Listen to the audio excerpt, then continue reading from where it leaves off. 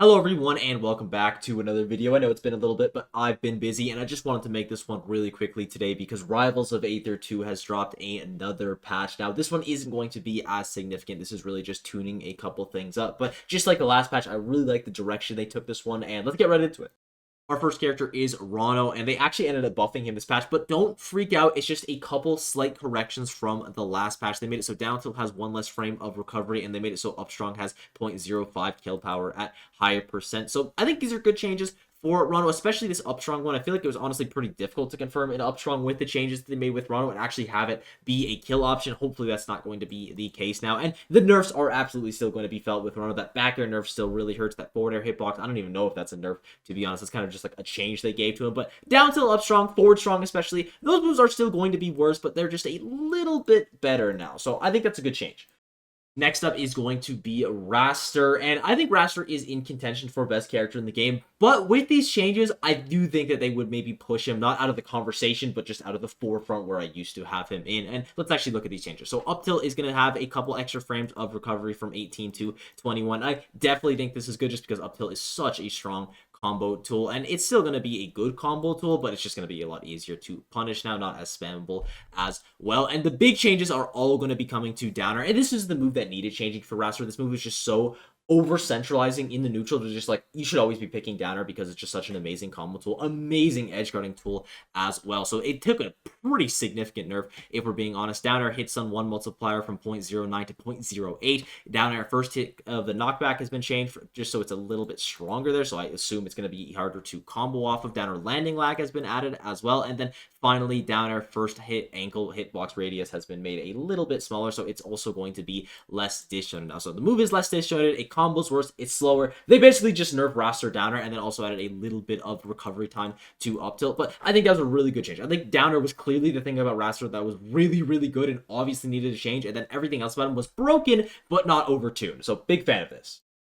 Craig got no changes because he's perfect and beautiful, but we all knew that. So next character we got to talk about is Fleet, and kind of similar to Ranno, a lot of the Fleet changes are not correcting the changes they made from last time, but just tuning them down a little bit, starting off with this aerial acceleration change, giving her 0.12 more aerial acceleration. And this is a really important change just because they massively nerfed how much aerial acceleration she had by a really significant margin. I think it was at like 1.2 or 1.3 before that, so really, really big change here. You're definitely still going to feel the nerf, but it's at least going to be more manageable now to be floating around in the neutral. This is a nice change as well. I don't know how much impact this is actually going to have, but definitely something in the right direction. I'm pretty sure this just makes it so dash attack links into itself better, and then you also have less hit pause after dash attack, so you should be able to act out of it faster. I'm pretty sure that's what that stuff means, but I'm honestly not 100% sure. These changes aren't super significant, though, if I'm being honest. Up strong now has a middle strength hitbox for 5 frames between the sweet spot and the sour spot knockback. You're not going to run into this a lot, but it is nice to have that you just don't go from, like, strong into weak. It's obviously going to be good for the Fleet player, just giving her a better hitbox there. Is it going to matter a lot, though? Is it going to win you games? I mean, 80, but you're probably not going to notice it a ton. Forward air hits stand multiplier from 0.5 to 0.7. This prevents opponents from shielding subsequent hits after floor hugging. This is really, really important, especially at the high levels. The fact that people were just able to get away with this for free. Now, hopefully, they won't be able to get away with it for free, and Fleet can actually use her forward air in neutral. And then finally, up throw recovery has just been made a little bit better, so she is able to confirm off of that. So I like these changes for Fleet. Again, this aerial acceleration change was a much needed one. They just did it way too much that first time around, and hopefully she should be in a lot better spot. Still not the best character in the game, but definitely a lot better than she was before. They made a couple bug changes to Maple, but nothing that you should really care about. Orcane, though, there are some changes by Orcane players that you will care about. Now, they're not life-saving. Your character's still really, really, really bad, but they are very good changes. So they made the ASDI multiplier what it was before. I think this was just a completely unnecessary change, and all of this pretty much just says, yeah, this was a completely unnecessary change, just because they made down special already worse. You're already going to be getting less value out of that move. With making the ASDI better, not only is down special way worse, but up special is just like, or up throw I should say, is like useless. You are just instantly getting out of that. So with this change, hopefully Orcane players are actually going to be able to get value out of their puddles as well as up throw. And then forwarder, they made it so there is a lot less recovery 3 frames. They're still not as strong as it was initially, but just a little bit better as a tool that you can actually throw out in neutral. And I like this change. Forward air is a really important tool for Orcane, recovering neutral, literally every aspect of the game. Orcane is going to be using forward air either to set up bubbles or for movement, so to make it just so he can do it more often, I do think is a good change.